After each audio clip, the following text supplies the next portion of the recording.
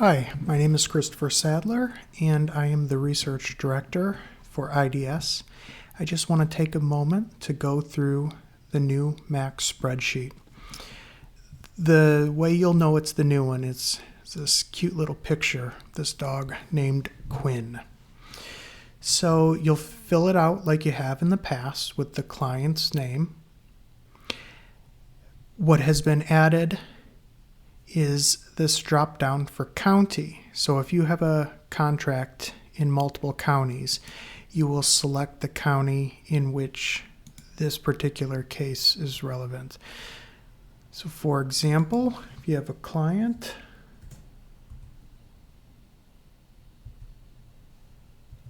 Smith James, and this is, let me choose a county in which we have a contract.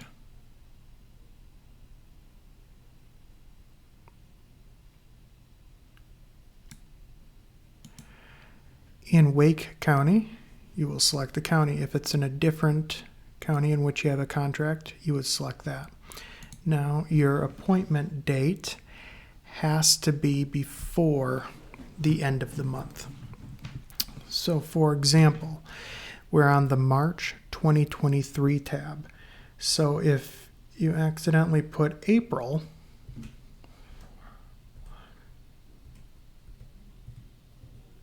for the appointment tab, you'll get a notification saying that the date entered should be on or before March 31st of 2023. So you just have to correct that.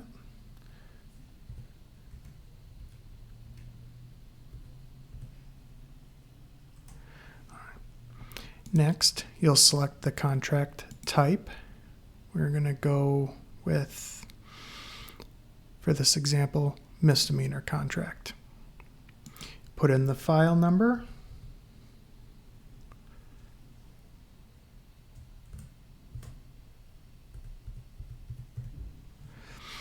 And then the highest original charge.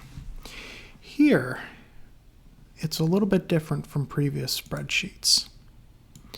If you select misdemeanor 3, notice that a rate will not be populated, as with, say, misdemeanor 1. So if you select a misdemeanor 3, you have to fill in this box. All right, so a misdemeanor 3. And then you are certifying that you, I'll just read this. By indicating yes, you have the option of yes or no. But by indicating yes, you certified that you have made reasonable efforts to confirm that the defendant is entitled to counsel. Now, see the instructions tab for reasonable efforts. So the instructions tab outlines what reasonable efforts are. I'm going to go back to the March tab. So if you select yes and certify, an hourly rate will pop up. If you have not done it and select no, then an hourly rate will not pop up. And this will be an indication for us to reach out to you. So once that's in, you would say I spent 5 point, and here you get a little table of the conversions because you need to do it to the 10th of an hour. So let's say I spent 15 minutes with a client.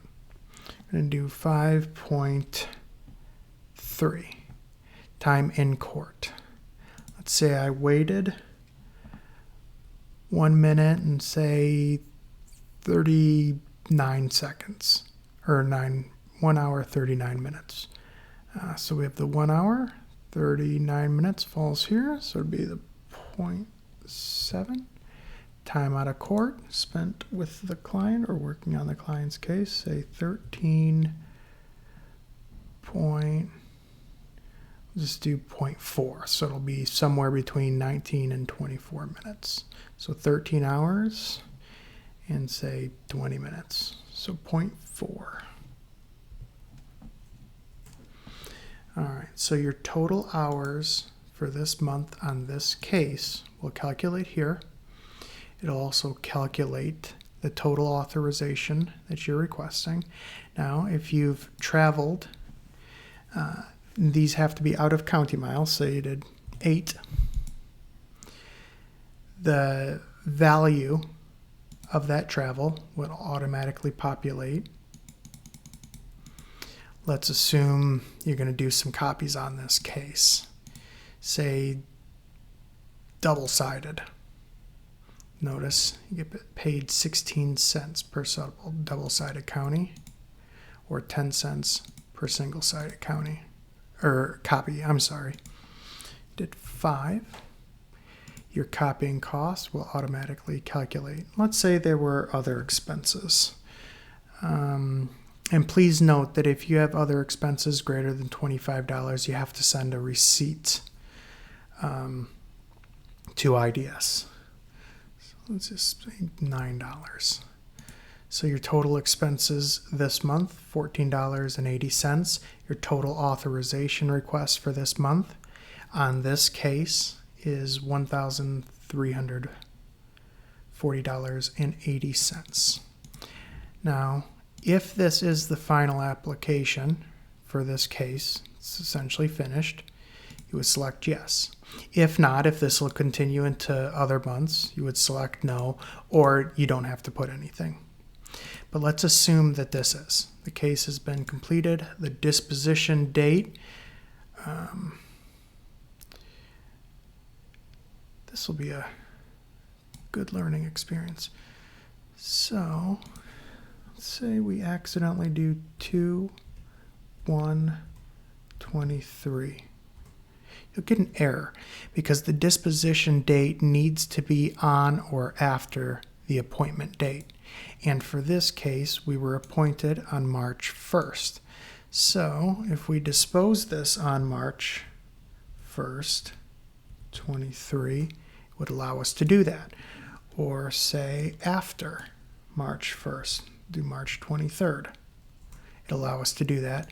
But it won't allow you to dispose a case before you were appointed to it. Again, I accidentally put the disposition date as February 23rd, but we weren't appointed until March 1st, so it gives you an error. Now, once you dispose a case, you'll do the disposition drop-down. So select the appropriate disposition. Then you'll select the appropriate judgment. And now this is also important. Was recoupment ordered? If recoupment was ordered, you'll select yes, and then the amount of recoupment. And for example, the judge in this case ordered recoupment for attorney time. So that's this total authorization request here. So $1,326. $326. There you go. So we have now completed all the requirements for this particular field. And remember, I just want to circle back to this again. Misdemeanor 3s are complicated. If you have any questions, please give us a call, and you can find that number on the instructions tab here, 919-890-2128. And if you have a misdemeanor 3, you must certify in order for the hourly rate to pop up. Again, if you have any questions, please reach out to us. And also, for your convenience, this area here will provide you all the totals for the month. So we just did the misdemeanor contract in this one case. So this is the amount that you would expect to be paid for this. So this was the only case you worked for this entire month. You sent it to us. This is what you would expect to get paid in April for work done in March. Had you done high-level felony work on a high-level felony contract or work on a low-level felony contract, that information would be filled in here as well. So again, my name is Christopher Sadler, and I am the Research Director here at IDS.